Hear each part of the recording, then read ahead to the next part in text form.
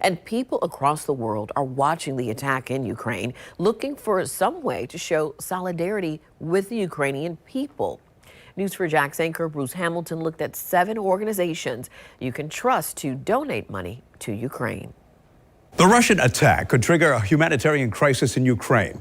In the frontline cities where people are staying, life is becoming increasingly difficult. In Kharkiv, Ukraine's second largest city, there are bread lines. It's an active war zone. In Mariupol, in the south, there are reports gas is running out and cash machines are running empty. And the exodus from east to west, from the capital to the relative safety of western Ukraine, it's now jamming the highways. Some are even crossing the border on foot.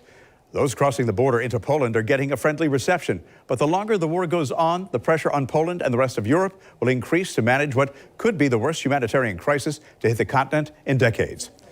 People here are asking how to support the people of Ukraine.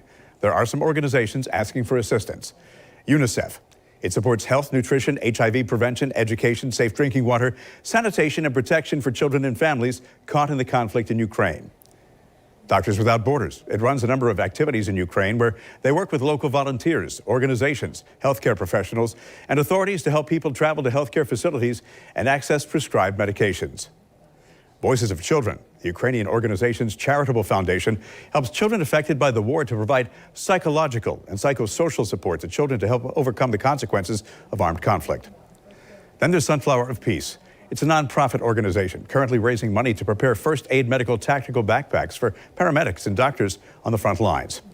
The International Red Cross, it's a Swiss-based organization. Its goal is to help people affected by the conflict and support the work of the Ukrainian Red Cross. And Save the Children. Based in London, it helps deliver life-saving aid to vulnerable children in Ukraine.